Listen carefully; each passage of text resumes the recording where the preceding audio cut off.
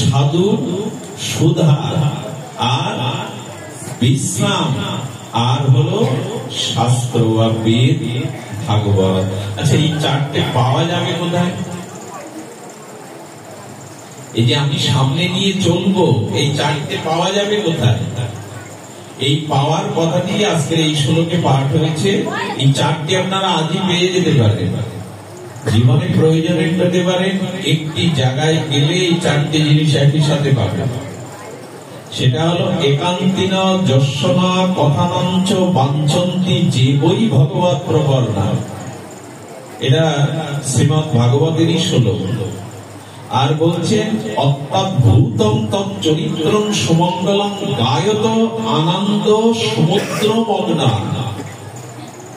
এই চারটি জিনিস একমাত্র পাওয়া যাবে ভগবৎ পাদপদ্ম শরণাগতি ঐকান্তিক ভক্তগণের সমেতে বসে ভক্তমুখে যদি ভগবৎ কথামৃত শ্রবণ করতে পারো, সাধু সঙ্গ হরিকথার মধ্যে এই চারটি জীবনের সামনে পেয়ে যাবে, একই জায়গায় পেয়ে যাবে।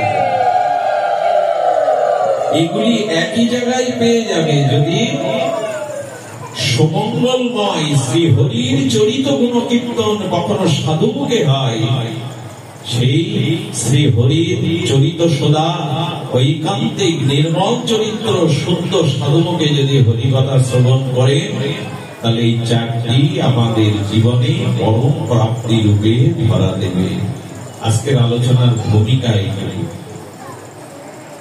আজকের সাক্ষাৎকারের আলোচনা ভূমিকা এইটুকু যে সাধু সঙ্গ হরিকথাতে আমরা জীবন দর্শনের, জীবন চলার পথে এই চারটি জিনিস পেয়ে যাব। যদি পেয়ে যায়, সাধু সঙ্গ হয়, তবে জীবন পরিবর্তন হবে তিনটি জিনিসে। ছোট্ট তিনটি তত্ত্ব বলি, আমরা বেশিক্ষণ সময় নেব না, তবু শ্রবণ করুন। সেই তিনটি জিনিস হলো কর্মণ্যা মনস বাচা। এই তিনটির উপরে ভাগবত শব্দের উপরে একটু আলোচনা। কর্মণ্যা মনস বাচা, অর্থাৎ আমরা সংসারী জীব, গারস্থ সংসারের মধ্যে থেকে, আশ্রমের মধ্যে থেকে এই তিনটি জিনিস যদি আমরা ঠিক ঠিক উপলব্ধি করতে পারি, এই তিনটি জিনিসের দ্বারা যদি ভগবানকে অন্তত একটু স্মরণ মনন করতে পারি, তাহলে তিনি প্রকৃত ভগবান প্রাপ্তির অধিকারী। কর্মণ্যা মনস বাচা। শুনুন, ধ্যান দিয়ে শুনুন। কর্ম, কর্ম মানুষ অর্থাৎ মন আর বাক্য। কর্ম, মন আর বাক্য, এই তিনটি দিয়ে ভগবানকে সর্বদা স্মরণ করতে হবে। কর্মের দ্বারা, বাক্যের দ্বারা, মননের দ্বারা, মনের মানস চিন্তনের দ্বারা। এই তিনটি জিনিস যদি আপনি আপনার জীবনে, ওই সুতোতে ফুলগুলো যেমন গ্রথিত করা হয়, গাঁথা হয়, তবে মালা হয়, যদি কর্মের সুতোয়, আপনার বাক্যের সুতায়, আপনার মনের সুতায় ভগবানকে গেঁথে নিতে পারে, তখন আপনার জীবনে হবে সার্থকময় বড়মালা। তখন আপনার জীবন সার্থক হবে। কি অপূর্ব কথা গো! কর্ম যদি ভগবানের সমর্পণ না করে করে, আমি আপনাদের শাস্ত্র থেকেই বলছি, অনন্ত কোটি জন্ম আমাদের জন্ম মৃত্যু চক্রে ঘোরাবে না। আচ্ছা, বীজ থেকে কি হয়? গাছ হয়, গাছ থেকে বীজ হয়, এই তো নিয়ম। নিয়ম কি না? বীজ থেকে বৃক্ষ, বৃক্ষ থেকে বীজ ঘোরাবে তো সারা জীবন। তেঁতুলের বীজ ফুরিয়েছে, শস্যের ধানের বীজ পৃথিবী থেকে ফুরিয়েছে, ঘোরাবে কখনো? তার মানে যার কর্ম আছে, অর্থাৎ যিনি কর্ম করছেন, কর্মের বীজ দুটি। এই দার্শনিক কথাগুলো একটু মনোযোগ না দিয়ে না শুনলে বোঝা যাবে না। কর্মের ফল বা বীজ দুটি। এই যে আমরা কর্ম করছি, কর্মের বীজ কটা? দুটি। একটা পাপ আর একটা হলো পূর্ণ। তো পাপ পূর্ণ যতদিন মানুষের জীবনে আছে, ততদিন তার আসা যাওয়া ঘোরাবে না। আচ্ছা, কতবার আমরা আসা যাওয়া করেছি এটা আমাদের কারো জানা নেই। আচ্ছা, আরো কতবার আসতে হবে? মানুষ তো অন্তত আসার সময় কত নির্দেশ করে, 40 কিলোমিটার কি 50 কি 200-250 কিলোমিটার। আমরা থামবো কবে? সব থেকে মজার কথা কি জানেন, জীবনের যাত্রা শুরু হয়েছে কবে এই সংসার পথে তাও জানি না, আর কবে শেষ হবে সে মানুষ এত নিশ্চিন্ত হয়ে বসতে পারে গো? যে কবে জগতে এসেছে জানে না, আর কবে তার যাত্রা ফুরাবে শেষ হবে সে জানে না, সে মানুষ নিশ্চিন্ত হতে পারে? তা আমরা তো নিশ্চিন্ত হয়ে আছি। অর্থাৎ আমাদের ওই স্মৃতি নাই যে আমি কবে জীবন শুরু করেছি আর কবে শেষ হবে। কোনদিনই শেষ হবে না। তিনটে জিনিস অনন্ত, ঈশ্বর, জীব আর প্রকৃতি। কি কি বললাম? ঈশ্বর, প্রকৃতি আর জীব, এই তিনটেই অনন্ত। এই তিনটে কখনো ফুরাবে না। অর্থাৎ কর্ম করলে দুটো ফল আসবে, দুটো বীজ আসবে, হয়তো পাবে না হলে পুণ্যে। আর পাপ পুণ্য যতদিন আছে ততদিন আপনার নিষ্কৃতি নাই।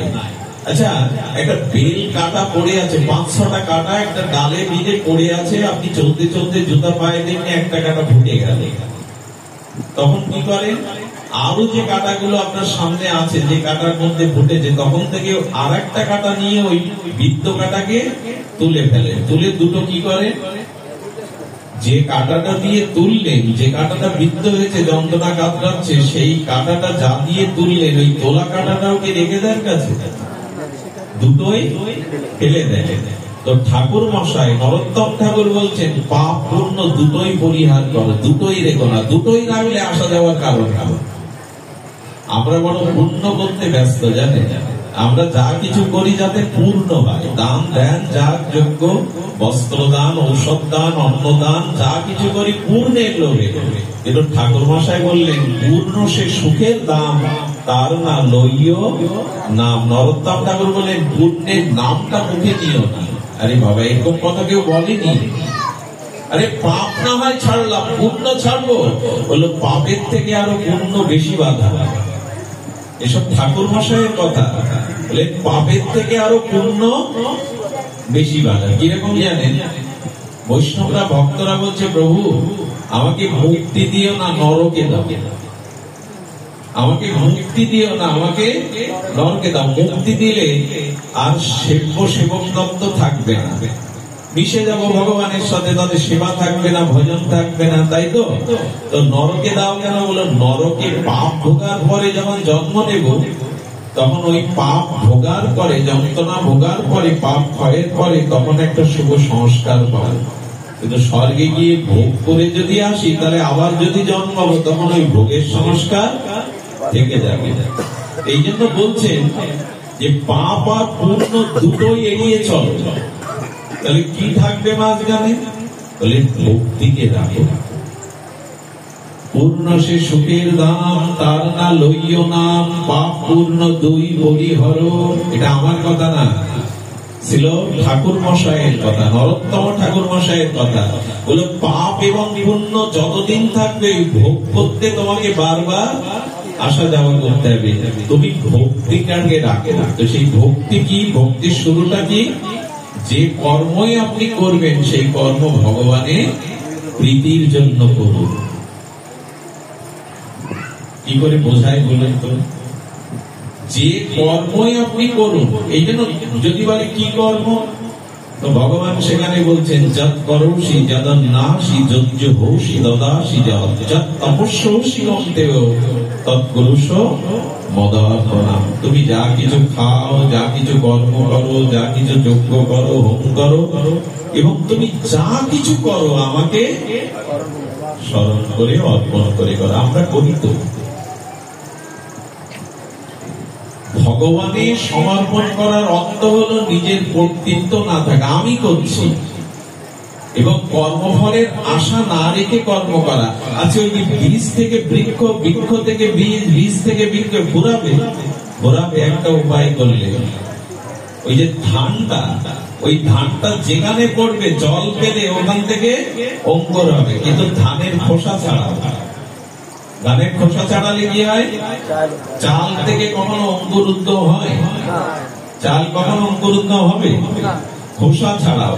অর্থাৎ তুমি করছো, এই অভিমানটা ছাড়িয়ে ফেলো। এবং এই যে কর্ম হচ্ছে এর দ্বারা যে ফল, এই আশাটা ছাড়িয়ে ফেলো, তাহলে খোসা উঠে গেল, ধান আর গজাবে। আচ্ছা, মটর দানা, ছোলাটা জলে রাখলে 2-3 দিন বাদে কি হয়?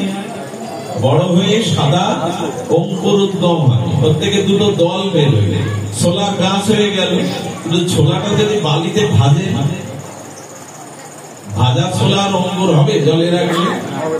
তার মানে শাস্ত্র বলছে যে কর্মই তুমি করছো সেই কর্মটা যদি ভগবানের প্রীতির জন্য করতে পারো, আমি করছি এবং এই কর্মের ফল আমার, এই অভিমান ত্যাগ করে যদি করতে পারো, তাহলে খোসা উল্টে গেল, ধানের খোসা তখন আর গজাবে না। এই জন্য বলো প্রতিটি কর্ম ভগবানকে প্রসন্নতার জন্য করো। এটাই জীবনে কর্ম আমরা কেউ ছাড়তে পারবো?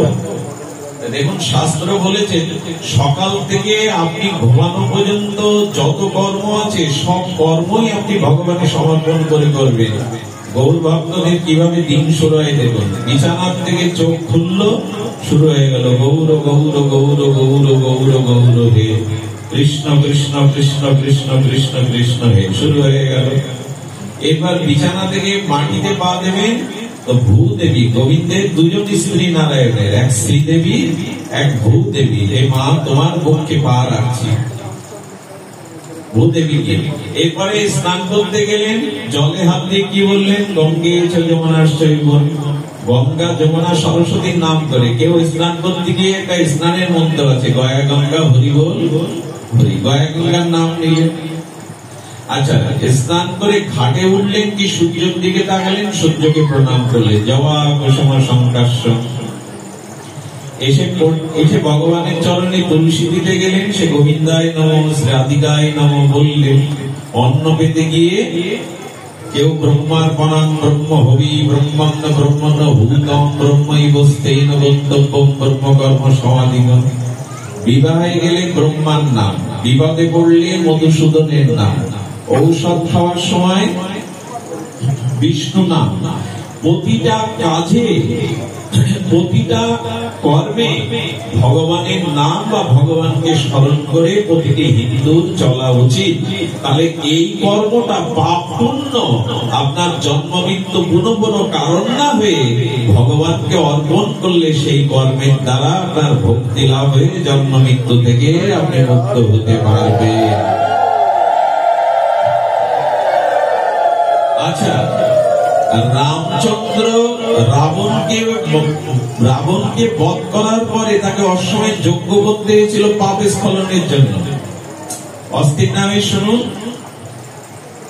রাবণ কার পুত্র? বিশ্বশ্রবা মুনির পুত্র। তো রামচন্দ্রের হাতে রাবণ বধ হওয়ার কারণে অশ্বমেধ যজ্ঞ করতে হয়েছিল রামকে। যারা রামায়ণ পড়েছেন জানেন। আচ্ছা, হনুমান যে এতজনকে মারলো, ওনার যজ্ঞ করতে হয়েছে তো পাপের স্খলনের জন্য? শান্ত থাকুন। কি অদ্ভুত কথা দেখুন, স্বয়ং রাম রাবণ বধ করে অশ্বমেধ যজ্ঞ করতে হলো, মুনিপুত্র রাবণ। হনুমান যে গড়ে মারলো, হাজার হাজার মারলো, ওনার কোন অশ্বমেধ যজ্ঞ করতে হলো না কেন? হনুমান বলছেন, প্রভু আমি তো আপনাকে স্মরণ করেই সব মেরেছি, ওতে আমার দোষ কোথায়? আমি তো আপনাকে সমর্পণ করেই সব মেরেছি। হনুমানের গায়ে কোনো পাপ স্পর্শ করেনি, ভগবানকে সমর্পণ করে কাজ করেছে। সব রাম করেছে। আমি হনুমান কোনদিন বলিনি আমার দ্বারা কিছু। হনুমান তুমি সাগর পাড়ি দিলে কি করে রাম নাম? তো এই জন্য চিন্তা করুন তো, স্বয়ং রামকে পাপে স্খলনের জন্য অশ্বমেধ যজ্ঞ করতে হয়, অথচ হনুমানকে পাপে স্পর্শ করতে পারেনি, রামকে সমর্পণ করে করায়। দয়া করে প্রত্যেকটি কাজ করার আগে কর্মটা ভগবানে সমর্পণ করে দেখবেন। ব্রাহ্মণ ঠাকুররা যখন পূজা করতে আসে, এসে ওই মন্ত্র বলে, মাধব মাধব বাছি মাধব মাধব হৃদি সরন্তি সাধব সর্বকার্যেষু মাধব। সব কাজ ভগবানে অর্পণ করে করলে ওই কাজ দ্বারা ধানের খোসা উঠে গেল, ছোলা ভাজা হয়ে গেল, আর অঙ্কুর হবে না। এখন এই কথা বলা আর কি, আমরা একটু কিছু করতে পারলেই অভিমান এসে দাঁড়ায় আমি করেছি। আর মানুষের দুর্বলতা কোথায় জানেন? যে কাজে সফল হয় ওই কাজে কর্তা খুঁজে পাওয়া যায়, আমার দ্বারা আমার পরামর্শ হয়ে যায়। যে কাজে বিফল হয়, লোকসান হয়, কারণ খুঁজে পাওয়া যায় না। জগতের মানুষের স্বভাব দেখুন, যে কাজে জয়ী হয় ওখানে জয়ের অধিকারটা, মালাটা সবাই নিতে চায়। আমি ছিলাম বলে তো হয়েছে, আমার পরামর্শই হয়েছে। কিন্তু যে কাজে বিফল হয় সে কাজ কেউ নিতে চায় না, পরাজয়ের গ্লানির ভার কেউ নিতে চায় না। একটা গেল কর্ম, আমি কি বলেছি? তিনটে, কর্ম আর বাক্য আর মন। এই তিনটি জিনিস দিয়ে যদি কেউ ভগবানকে স্মরণ করতে পারে তো পার পেয়ে গেলে। প্রথমটা কর্ম বললাম, এত সূক্ষ্ম কথা ভালো লাগে না, আমরা একটু ভক্তির দিকে যাই, একটু সরসতার দিকে যাই। এরপর বাক্য, এটা আপনাদের শুনতেই হবে, কষ্ট হলেও, গরমে দগ্ধীভূত হলেও এই কথা শুনতে হবে। মানুষের জীবনে সর্ব অমঙ্গলের কারণ হলো এই কথা, বাক্য। এই জন্য ঠাকুর মশাই খুব সতর্ক করেছেন, আন কথা না বলিব, আন কথা না শুনিব, সকলই করিব পরমার্থ। শুনছো তো মা? ঘুমাচ্ছে না তো? আন কথা মানে ভগবান কথা ব্যতীত, শাস্ত্র কথা ব্যতীত যত বিষয় কথা, এগুলিকে বলে আন কথা। আচ্ছা, আমরা যখন ব্যাসাসনে এইসব বলি তখন আপনারা তো সরাসরি প্রশ্ন করতে পারেন না, কিন্তু প্রশ্ন এসে যায়। যারা ব্যবসা করে, যারা চাকরি করে, তাদের কথা বলতে হয় না অন্য কথা? খরিদ্দার বা গ্রাহক আসলে বলতে হয় কিনা? এগুলো তো আন কথা, কৃষ্ণ কথা না। তো বললেন সংসারের জন্য, জীবিকার জন্য, চাকরি ব্যবসাতে যে কথা বলতে হয় বলো। যদি এর বাইরে চাকরি বা ব্যবসা বা কর্মের কারণে যে কথাগুলো গ্রাহককে, খরিদ্দারকে বলা দরকার বলো, কিন্তু এর বাইরে কোনো আন কথা শুনতে বা বলতে যেও না। মানুষের জীবনে সর্বোত্তম পতনের, স্খলনের কারণ হলো এই শব্দ, এই কথা। দেখুন, দশরথের স্ত্রীদের মধ্যে কইকেয়ী ছিলেন বিদুষিনী। কইকেয়ীর মতো প্রজ্ঞাবতী নারী, এমনকি যুদ্ধ জানতেন, অত্যন্ত প্রজ্ঞাবতী। না হলে কি ভরতের মতো সাধু তার গর্ভে আসে? কইকেয়ীর গর্ভে কে এলো? ভরতের মতো জগৎখ্যাত সাধু এলো। তো সেই কইকেয়ী কতটা মেধা সম্পন্ন ছিল, কিন্তু আন কথা শুনতে গিয়ে তার জীবনে সব শেষ হয়ে গেল। মন্থরার কথা কানে নিয়ে গিয়ে বললে তুমি যা বলবে তাই। শেষে কইকেয়ীও বলে বললো তুমি যা বলবে তাই। আন কথা, অসৎ কথা, অসৎ ব্যক্তির দ্বারা আপনার কানে গেল তো কইকেয়ীর দশা এসে গেল। কইকেয়ীর মতো এত বিজ্ঞ রমণীয় শেষে মন্থরাকে বললো তুমি যা বলবে তাই। সবার কথা কানে নিতে নেই, সবার কথা কানে শুনতে গেলে কইকেয়ীর মতো দুরবস্থা আমাদেরও হতে পারে। তাই অনুরোধ করব, চার টেবিলে আর গল্প গুজব করে আন কথা যত নাও বলতে পারেন, একটা আন কথা আপনার ভেতরে গেল তো চিত্তটা দোদুল্যমান করে দিয়ে ওই দিকে টেনে নিয়ে গেল। এই জন্য ঠাকুর মশাই বললেন, ব্যবসা চাকরির ক্ষেত্রে যেটুকু বলতে হয় বলো, বাইরে এসে আর আন কথা বলো না। কৃষ্ণ কথায় কথা, সব বৃথা ব্যথা। কৃষ্ণ কথায় কথা। আজকে যত দ্বন্দ্ব সংঘাত তার মনে হলেই কথা, যত দ্বন্দ্ব, যত সংঘাত, যত দলাদলি তার মনে হলো কথা। এই জন্য শাস্ত্র বলছেন, ঠাকুর মশাই বলেছেন, আন কথা বলবে না, আন কথা শুনবে না। যদি কিছু শুনতে হয়, বলতে হয়, সকলই করিব পর মার্থ। বলতে হয় তো ভগবানের কথা বলো, শাস্ত্রের কথা বলো। অন্য কথা শোনা এবং বলাটা দুটোই পরমাত্মের ক্ষতি। এ আর আমরা মেনেছি। বাজারে বসে যদি চার চমক দিয়ে শুরু করি, আমার বড় জামাই ওসি, পাশে যারা থাকে তারা বলে মেজো জামাই কি, বেড়ে যায়, আগ্রহ বেড়ে যায়। মেজো জামাই হলো প্রফেসর, তাহলে ছোট জামাই নিশ্চয় ইঞ্জিনিয়ার। গল্প একবার শুরু হলে শুরু হয়ে যায়। এসব গল্প করে আসেটা কি জীবনে? প্রাপ্তিটা আসে কি? এই জন্য লক্ষ্য করবেন, আমার এই দুটো পদ খুব ভালো লাগে। একটা ভজনের পদ, চার মুখে ভাই হরি কথা নাই, পরেরটা আপনারা বলুন, তার কাছে তুমি। এত কঠিন কথা সরল করে সঙ্গে, যার মুখে ভাই হরি কথা নাই, তার কাছে তুমি, যার মুখ হেরি ভুলে যাবে হরি, তার মুখপানে বেশ। আর মানা হয়েছে, মুখস্থ সব, কিন্তু মানিনি। জীবনের সব থেকে বড় ক্ষতিকারক হলো এই অসৎ কথা, অসৎ বার্তা। এর ভেতরে ঢুকলে আপনাকে টেনে নিয়ে যাবে, ওভাবে টেনে হেসে নিয়ে যাবে। এর বইকেই তার দৃষ্টান্ত। তাহলে প্রতিটি বাক্য, প্রতিটি কথা শাস্ত্র বলেছে যে না, ভগবানে প্রযুক্ত করে বলো, ভগবান যুক্ত কথা বলো, তাহলে পরমাত্ম তোমার জীবনে আপনিতেই হয়ে যাবে। দুটি বললাম, কি বললাম? কর্ম বাচা, কর্মসা বাচা মনসা। 3 পেজ এক জায়গায় না হলে অটোমিল চলে তো, বড় মোটর চলে তো, 3 পেজ এক জায়গায় না হলে। তো সেই দিন তোমার ভগবানের ভক্তির আলো, প্রেমের আলো জ্বলবে যেদিন 3 পেজ এক জায়গায় হবে। 3 পেজ এক জায়গায় না হলে একটা পেজ পড়ে গেলে কারেন্ট চলবে না, মোটর ঘুরবে না। এটা যারা মোটর টোটর চালান তারা মনে হয় জানে, চলবে না। তো 3 পেজ মানে কি? মন, বাক্য আর কর্ম যেদিন ভগবানমুখী হবে, সেই দিন 3 পেজের দ্বারা আপনার প্রেমের আলো জ্বলবে। এবার সব থেকে যে কথাটি প্রয়োজন সেটা হলো মন। কি কি বললাম? কর্ম, বাক্য আর মন।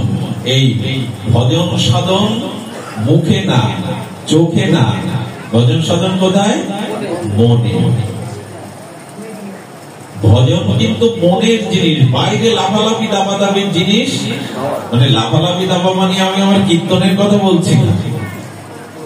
আমি অনেক কিছু দেখালাম, অনেক কিছু দেখালাম এরকম না। লাফালাফি দাবাবি মানে কীর্তন নৃত্যের কথা কিন্তু বলছি না, ওটা ভক্তি। শাস্ত্রে বলছে ভজন সাধন হলো মনে। বাড়ির ভেতরে একাকি ঠাকুর ঘরে বসে মালা জমি কিনা জানি না, কিন্তু যখন অনুষ্ঠানে যায় তখন সামনে মালা নিয়ে কটকট করি। ভজন সাধন বাইরে দেখাবার জিনিস না, তবে মালা বাইরে নেবেন না কেন? যখন ভেতরে জপ করবেন তখন বিশ্ব ব্রহ্মাণ্ডে মালা নিয়ে ঘুরতে পারেন। কিন্তু আমার মতো ঘরের এক কোণে বসে জপ করতে ভালো লাগে না, বাইরে আসলেই সামনে মালা। গুরুদেবের সামনে, বৈষ্ণবের সামনে খটখট করবেন না। গুরুদেবের কাছে গিয়ে মালাটা খুলে বসবেন, দেখাবেন না যে আমি কত নাম করি। এসব দেখাবার জিনিস না। ভজন সাধনটা মনে। বাইরে মালা থাকবে, যদি ভেতরে মালা নিয়ে অভ্যাস থাকে তাহলে ধরা পড়ে যাবেন। আপনার হাত অঙ্গ ভঙ্গিমায় বলে দেবে আপনি ঠিক ঠিক জপ করেন না, এটা দেখাচ্ছে। এই জন্য মাঝে মাঝে একটা প্রশ্ন আসে, হরি কথা শুনতে গিয়ে, হরি নাম শুনতে গিয়ে কি মালা জাপ করা যায়? মাঝে মাঝে আমাদের কাছে লিখিত প্রশ্ন আসে, ভাগবত পাঠ শুনতে গিয়ে কি মালা জাপ করা যায়? প্রশ্ন আসে। প্রশ্নের উত্তর 2 রকম। বৃন্দাবনে ব্রজবাসী 84 ক্রোশের যেসব মা বোনেরা আছে, ধ্যান দিন, ওরা মাথার উপরে 1টা 2টি 3টে 4টে কলস নেয়। মানে জল ভরা, কি বলে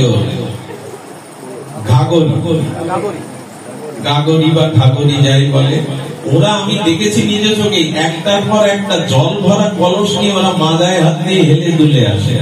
যে আমাদের দেশের মেয়েদের এরকম করলে চলতে পারবে? পারবে না। 2-3টে কলস মাথায় দেবে, হাত দিতে পারবে না, আবার হেলে দুলে চলবে নুপুর পায়ে। এটা ব্রজবাসী মায়েরা জন্মের থেকেই, শিশুকাল থেকে এই অভ্যাসটা ওদের করা। তো যারা বহুদিন ধরে হরিনাম করছে, বহুদিন ধরে হরিনাম করছে, হরিনাম করতে করতে যাদের ঘুমিয়ে পড়লে অজাবা নাম নিঃশ্বাস প্রশ্বাসে হয়, এরা সব জায়গায় বসে নাম জপ করতে পারে, কিন্তু যারা প্রাথমিক ভক্ত কেবল সত্য হরিনাম অভ্যাস করেছে, তারা পাঠে এসে যদি মালা জপ করেন কোনো দিক ঠিক হবে না, না এদিক না ওদিক, না এদিক না ওদিক।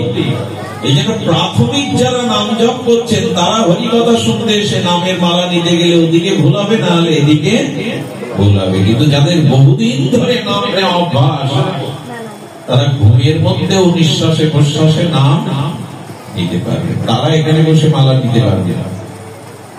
প্রশ্নগুলো আসে যেন সমাধান হলো। ভজন সাধনটা হলো মনে।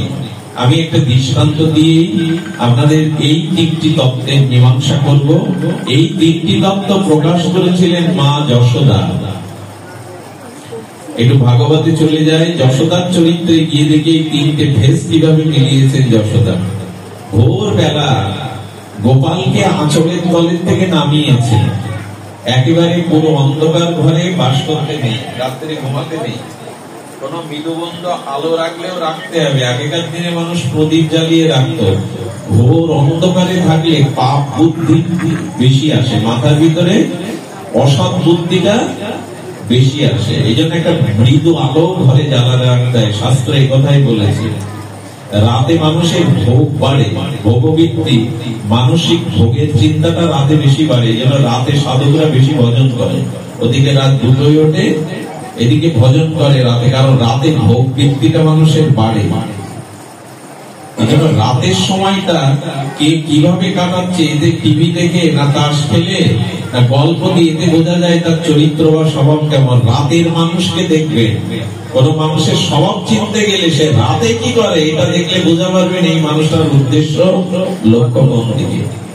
যারা প্রতিদিন হরি কথা শুনতে আসেন, হরি নামে যান, এদের থেকে ভাগ্যবান জগতে কার আছে? এদের সময়টাই প্রকৃত কাজে লাগে। তো রাতেই ভোগ বৃদ্ধিটা বাড়ে, এই জন্য অন্ধকার ঘরে থাকতে নেই। মা যশোদা গোপালকে আঁচলে ঘুমাতে, আর ঘুমিয়ে কি করতেন, মৃদুমন্দ প্রদীপটা ঘরের কোণে জ্বালিয়ে রাখতেন। ভোরে যখন মা উঠবেন তখন প্রদীপের দীপশিখাটা ক্ষীণ হয়ে গেছে, মা একটু অঙ্গুলি নিয়ে শিখাটা বাড়িয়ে দিয়েছে, কোনো ভোর হয়নি। আর যশোদা দুটো পার্শ্ব পাদান মানে পাশের বালির গোপালের দুই পাশে দিয়ে বাচ্চা ঘুমা, যেন পড়ে না যাস। শ্রীধর স্বামী টিকাতে বলছেন, মা অনন্ত বিশ্ব ব্রহ্মাণ্ডকে যিনি ধারণ করে আছেন তাকে পাশের বালির দিচ্ছ পড়ে যাবে বলে, ধন্য তোমার কৃষ্ণ প্রেম। আপনি যদি মনে করেন ভগবান শুধু গিয়ে মাথার বালির লাগে না, পার্শ্ব বালির লাগে না, আপনার ভক্তি হবে না। কারণ ওইখানে আপনি ভগবান বুদ্ধি করে বললেন, সেবা বুদ্ধি করেন। যশোদা পাশের বালির দিয়েছি, দিয়ে কি করেছে জানেন, স্নান করেছে।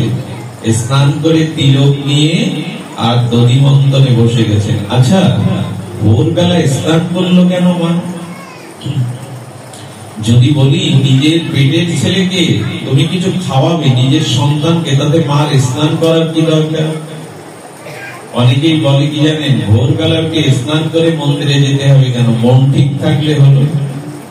আমার মন ঠিক থাকলে আমাকে স্নান করে যেতে হবে কেন মন্দিরে? কাপড় বদলে যেতে হবে কেন? কি স্নান করতে হবে কেন? না, যশোদা কি চিন্তা করছে দেখুন, যদি বাসি কাপড়ে বাসি অঙ্গে গোপালের সেবা দেই তাহলে ওর অসুখ হতে পারে। মা যেমন বাৎসল্য প্রেমে সন্তানের মঙ্গল চিন্তা করছে, আর ভক্ত চিন্তা করে আমি যদি স্নান করে শুচি শুভ্র হয়ে যাই তবে তুমি আনন্দ পাবে, তোমার আনন্দ দানের জন্য স্নান করা। এই জন্য সকালের স্নান আপনার জন্য ভক্তি হয়ে যেতে পারে। আচ্ছা, যাদের গায়ে গরম লাগছে, ভালো লাগছে না, স্নান করে আবার একটু ঘুমাবে, নিজের দেহ সুখের জন্য যারা ভোরে স্নান করে, আর যারা গোবিন্দ মন্দিরে গিয়ে মঙ্গল আরতি দেবে স্নান করে, দুই স্নান কি সমান হলো? একটাতে ভক্তি হলো, একটাতে নিজ দেহের সুখ হলো। কি মানবিক একই স্নান একই জলে, একটাতে ভক্তি হয়, একটাতে দেহ সুখ হয়। ভগবানের মন্দিরে যাব আরতি দেখাবার জন্য, মঙ্গলাতে, এই জন্য স্নান করছেন, এটা ভক্তি। আচ্ছা, আমি বাজার করতে গেছি একটা প্যাকেট নিয়ে বাজারে, আমার সংসারের বাজার করতে, এটা কি ভক্তির কিছু হলো? কি যদি 5 জন সাধু সেবার জন্য বাজার করতে যায়, বাজারটাই ভক্তি। কি অদ্ভুত হলো, ভগবানের উদ্দেশ্যে যা করা হয় সেটাই ভক্তি, ভগবান প্রীতির জন্য, ভক্ত প্রীতির জন্য যা করা হয়। শুনুন, মা যশোদা স্নান করে আর সেই দধি নিয়ে বসেছে। একদা নন্দগেহিনী, একদা প্রভাতে নন্দগেহিনী দধি মন্থন করছেন। আচ্ছা, দধি মন্থনটা কার জন্য? যশোদার জন্য। মাখনটা কার জন্য? গোবিন্দের জন্য। তার মানে কর্মটা যশোদা জগৎকে শিক্ষা দিচ্ছেন, কর্মটা কার জন্য করতে হবে? ভগবানের জন্য। দধি মন্থনটা কর্ম, ক্রিয়া, সেটা কার জন্য? মাখনটা গোপালের জন্য। যশোদা শিক্ষা দিল, যে কর্মই করছো সেটা ভগবানকে মনে করে করো। যশোদা আবার বলবে না, আত্মকর্ম হচ্ছে গোবিন্দের। এই নবনীত তুললে আস্বাদ্য নবনীত গোবিন্দকে দেব, কিন্তু বদনকে বলছেন, জিহ্বা বা মুখকে বলছেন, তুই কেন বসে থাকবি? তুই গুনগুন করে গোবিন্দের গুণকীর্তন কর।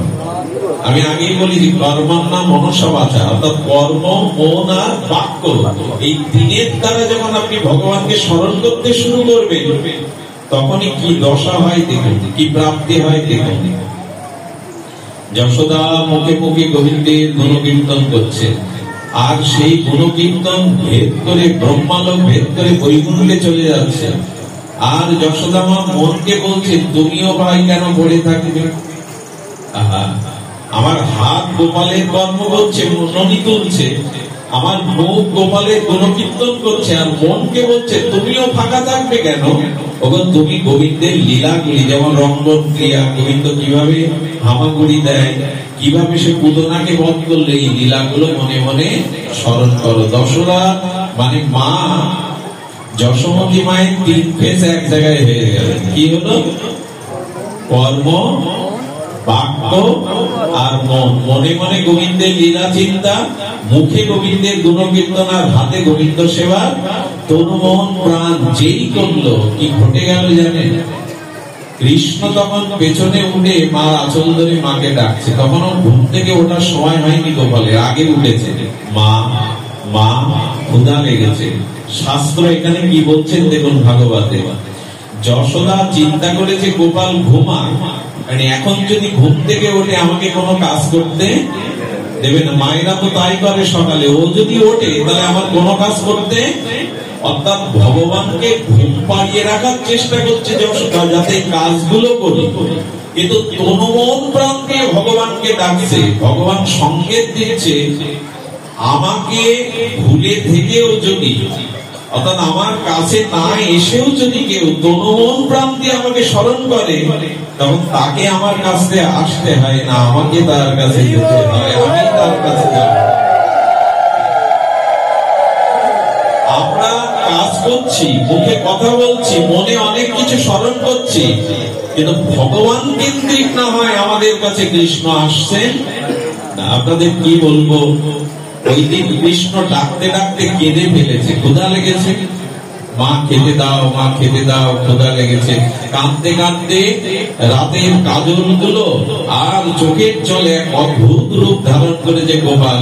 শাস্ত্র হচ্ছে, ওই দেখো, ওই দেখো, ভক্ত শুধু ভগবানকে ডাকে না, ভগবানই পেছনে এসে ভক্তকে ডাকছে মা মা বলে। কি অদ্ভুত ভাগবত চরিত্র! যদি কর্ম, বাক্য, মনের দ্বারা ভগবানকে স্মরণ করতে পারে, আপনাকে ভগবানের কাছে যাওয়া লাগবে না, ভগবান আপনার কাছে। আর কি বলছেন? তখন আপনি ভগবানকে কি ডাকবেন? ভগবানই আপনাকে ডাকতে থাকবে। শুধু ডাকতে থাকবে না, বলে উঠতে চাইবে। যশোদা পেছনে ফিরে দেখলেন, তার গোপাল কাঁদছে, চোখের জলে মা মা বলে ডাকছে। বলে নিলেন মা যশোদা। শাস্ত্র এটাই বলল, ভাগবত এটাই বললেন, জানালেন জগৎকে, তোমার বাক্যের দ্বারা, তোমার মনের দ্বারা তুমি চিন্তা করো। একটা